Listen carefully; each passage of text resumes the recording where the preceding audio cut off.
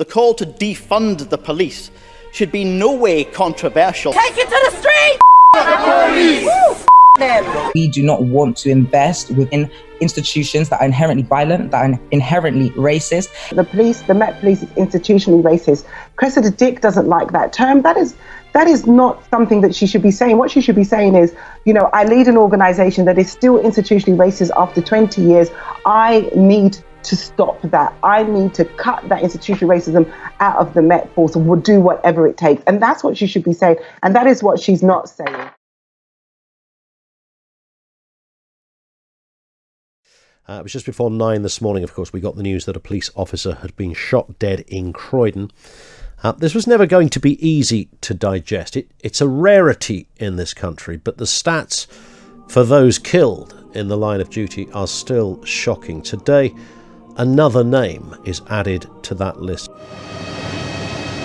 The murder scene. A police sergeant shot dead inside a police building by a man already under arrest and handcuffed. The victim was Matthew Ratner, a London police officer for 29 years, looking forward to retirement. He was highly regarded by his devastated colleagues, many in disbelief at what happened. His colleagues knew him as a big guy, big in stature, big in heart, friendly, capable, a lovely man, highly respected by his colleagues, officers, staff, and of course, by members of the public. 3 teenagers have been convicted of the manslaughter of PC Andrew Harper, who died in Berkshire last year after being dragged for a mile along a country road by a car. The officer, who'd been investigating an attempted robbery, had married his childhood sweetheart just 4 weeks earlier. Well, the murder of PC Andrew Harper is a mindless and a brutal crime, and obviously all our thoughts are with his family, his friends and his colleagues. But when I think of the bravery that PC Andrew Harper showed in intercepting those criminals, I think of the risks that the police run every day to keep us safe. On the other side of the bridge, when Masood drove his vehicle into railings at the Palace of Westminster. After he crashed his car, Khaled Masood came round this corner on foot, carrying 2 knives. At that gate to the Houses of Parliament, he was confronted by PC Keith Palmer, who was unarmed. There was a struggle. The police officer fell backwards into the courtyard, where Masood attacked him again as he lay on the ground, stabbing him repeatedly. PC Palmer's sister Angela told the inquest that he had died protecting strangers, doing his job. He will be remembered, she said, by many for his courage and bravery. Would my right honourable friend the Prime Minister, in recognition of the work that he did and the other police officers and public servants here in the House do, consider recognising his gallantry and sacrifice formally with a posthumous recognition? Thank you, Mr. Speaker.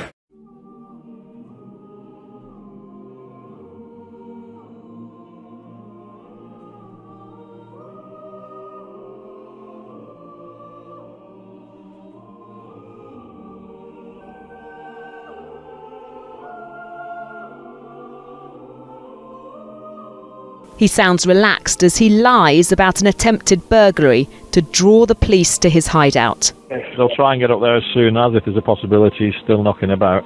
All right then, thanks very much. Okay. I'll wait. I'll be waiting. PC's Fiona Bone and Nicola Hughes were unarmed when they responded to the call on the outskirts of Manchester. As the female officers walked up to the house, Dale Cregan opened the door and opened fire with a Glock handgun. He fired 32 shots within 31 seconds. Then, before driving off, he threw a hand grenade as the women lay bleeding. This is the gun he dropped at the scene. It's the only time 2 female police officers have been killed on duty in this country. Filmed from inside a police car and on security cameras in the street, this is the high-speed pursuit which led up to the death of PC Dave Phillips. Police are chasing a stolen red Mitsubishi pickup truck driven by Clayton Williams. Ahead of the stolen vehicle, PC Phillips lays a stinger device across the road to puncture its tyres. You can see him crouching down in this image. Another officer stands further behind him. The truck turns right onto the central reservation, then sharp left and hits PC Phillips. PC Dave Phillips' injuries were described in court as catastrophic. He died almost instantly. Today, his widow Jen wept as the verdict was delivered and spoke afterwards about the husband and best friend she's lost. PC Sharon Bezhanivsky was shot while on duty on the 4th birthday of her youngest daughter. She had only been a serving police officer for 9 months when she and a colleague responded to an armed robbery at a travel agent's in Bradford in 2005. 5 men were jailed for her death, but police have been hunting the man suspected of being the leader of the armed gang for over a decade. Today, this man, 71-year-old former bouncer Pirandita Khan, appeared in court in Islamabad after being arrested in Pakistan. Until now, Sharon's family haven't been able to move on.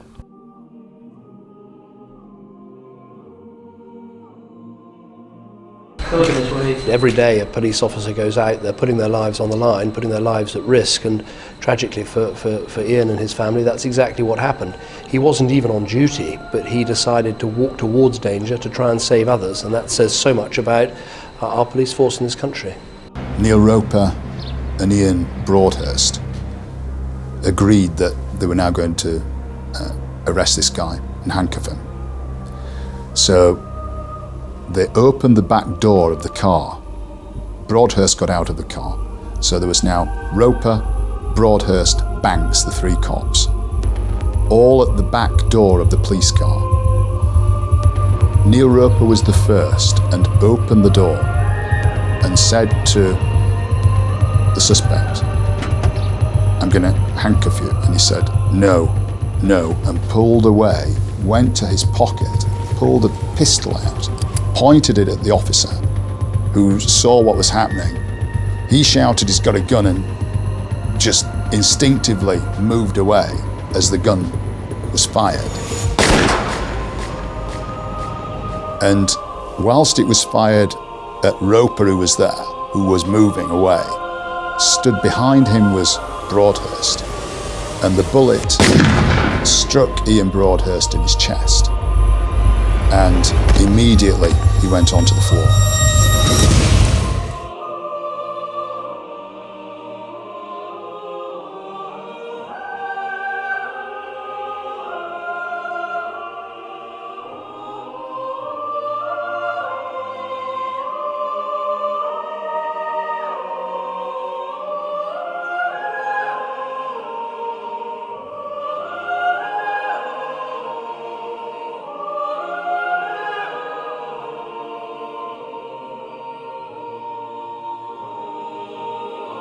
It was here in Crumpsall in January 2003 that Detective Constable Stephen Oak was stabbed and lost his life at the hands of terrorist Kamal Bourgas. Now, at the time, Stephen Oak was commended for saving the lives of 3 of his colleagues and for averting a terror attack that could have killed hundreds. PC Keith Blakelock, a community bobby, murdered as he tried to protect others. Today, 29 years after his death, his family came to the Old Bailey to hear the evidence against his alleged killer.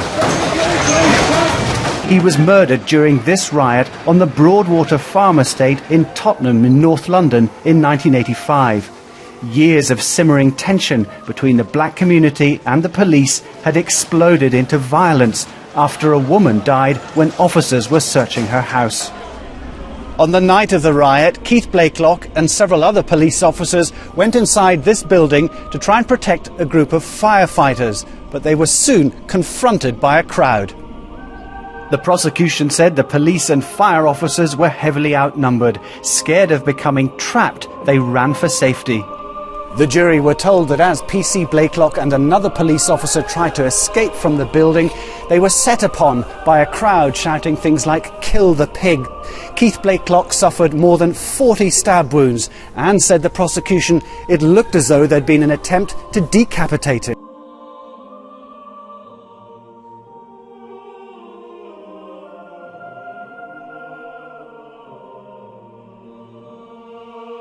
South Armagh.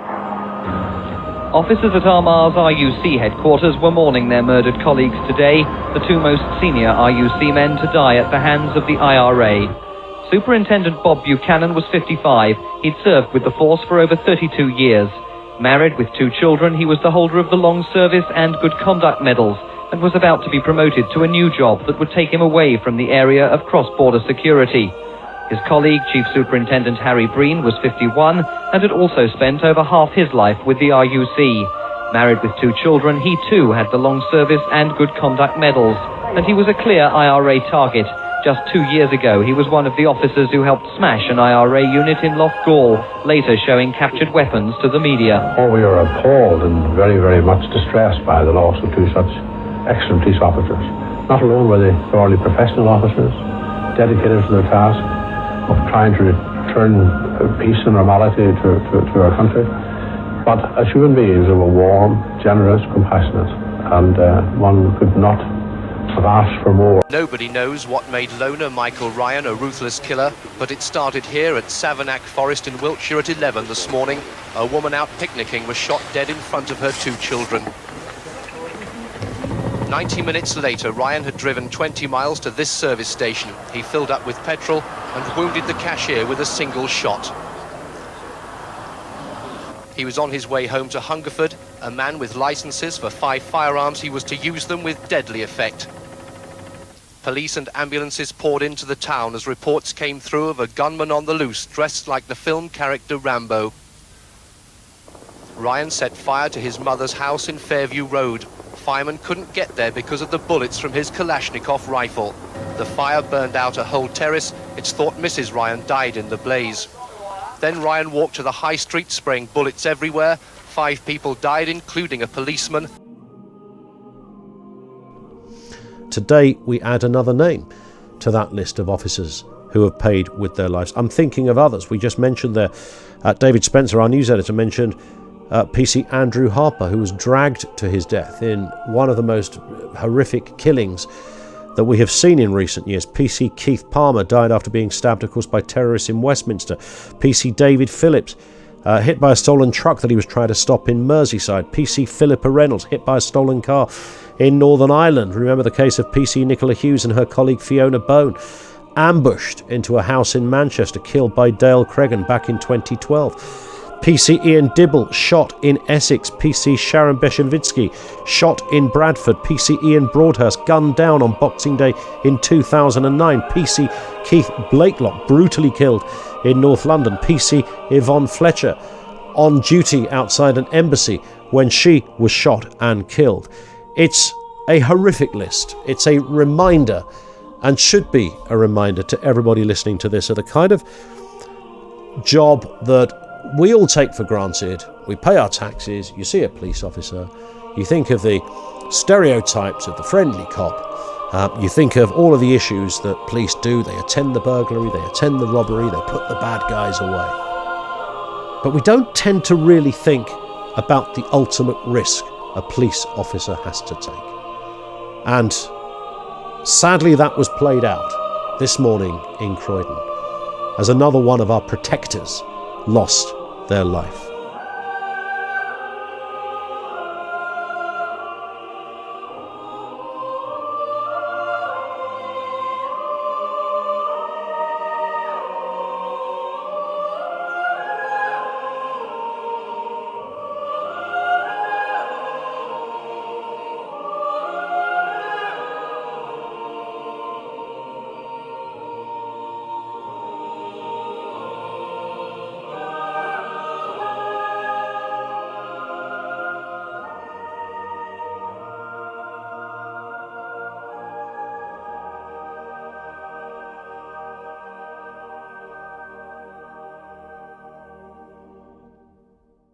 I looked to my left through the front passenger side of my police car, and I saw Malt running from the short distance of pathway from a road which leaded onto the roundabout from the A1, and at that point I knew it was him. And the second thing I saw was him holding a gun in a sort of, I would consider, a ready position, just sat underneath his chin with held to fire. And as he stopped running towards the car, looked at me, I looked at him, he lifted the gun, pushed it forward, and then discharged the weapon through my window. And the rest, obviously after that, I felt all the pain, and the noise is the first thing I felt, but it was a noise that I've never heard before, and it was so painful. And my assumption at the time was that it was a noise that was ripping my face apart, but I now realise that it was the shotgun cartridge going through my eye socket between my two eyes.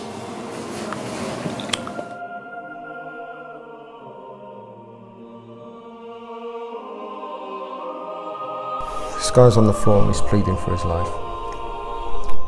And the first attacker, without any mercy, stands over him and continues attacking him.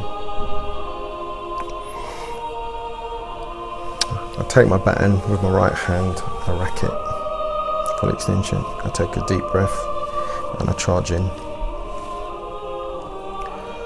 I try to take the first one out in one go. I swing as hard as I can, everything behind it. I'm aiming straight for his head, and I'm swinging like that in horizontal motion, straight for his head. Then while I'm fighting the first one, I get a massive whack to the right side of my head. Felt metal, thought maybe it was a metal pole or bar at first. Afterwards I realised it was a knife that the second one hit me with. As soon as I get the whack on the side of my head, my right eye goes dark. Vision goes completely out of it. And I'm staring at them with one eye baton in my hand, and the three of them are staring at me. But I still think about the 8 people that I wasn't able to help. Had I got there sooner, I don't know. I'd got there at the time that I did. But I'd just like to think that I did what I did to keep the people that I saw being attacked and being hurt, keep them alive, keep them out of danger as best as I could. Everybody, Metropolitan Police, British Transport Police, London Ambulance Service, they were all amazing, and myself and the others, we all owe them our lives. Thank you. Nice, Thank you. Really appreciate it. We went downstairs, and by the time we got down there, we heard the police were already on scene, and incredible response from them. But they went in and shot the person in question. I only heard the gunshot, but I saw, unfortunately, one gentleman with his life lost. Police responded to a report of an incident at the Park Inn Hotel in West George Street, Glasgow, at 12:50 p.m. today. Officers were on the scene within 2 minutes, and armed officers shortly afterwards, and the incident was quickly contained. A man was shot by armed police and has subsequently died. 6 other men are in hospital for treatment, including a 42-year-old police officer who is in a critical but stable condition. The special agents I work with and remain friends with to this day in the Secret Service joined members of the NYPD and New York City Fire Department on that tragic day of September 11, 2001. You know what they did? They sprinted into those burning buildings and personally escorted people out. As we all know, those buildings collapsed, taking many of those brave NYPD and FDNY souls with them. Those brave souls were running into the buildings. Everyone else was evacuating. These are the types of people I was honored and deeply privileged to work with. Public safety came first. Everything else came second.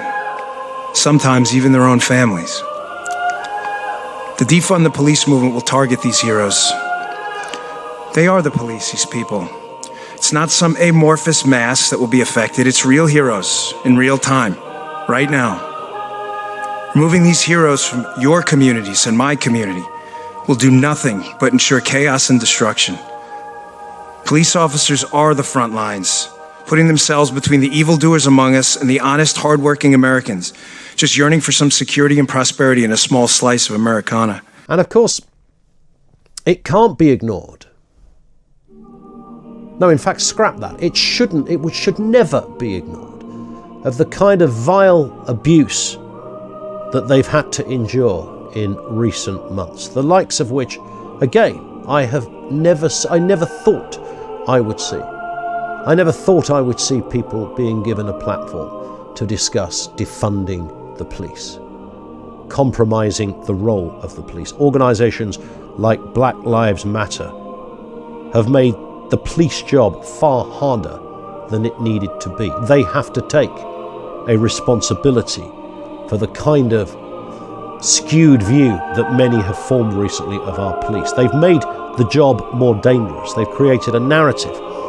They've given a green light to abuse, ignore, disrespect our police officers. And yet C-list celebrities will go on national TV and wear a necklace celebrating the very organisation that has led to much of this abuse. The call to defund the police should be no way controversial.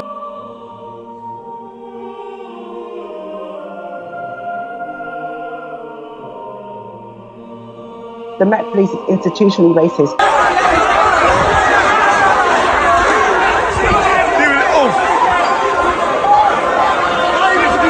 We do not want to invest within institutions that are inherently violent, that are inherently racist.